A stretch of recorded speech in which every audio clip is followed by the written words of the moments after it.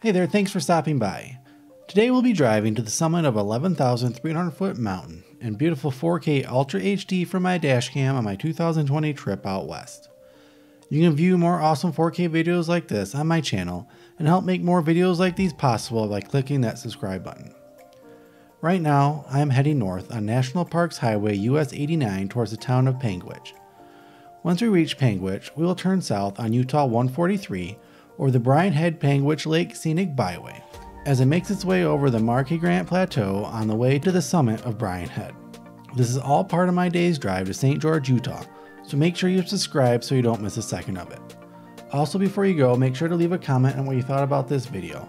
I love getting comments and interacting with you all, so make sure to at least say hello. So while you're saying hello, hitting that like button or that subscribe button if you haven't already, I'm going to continue driving on the road that probably started this all, National Parks Highway, US 89.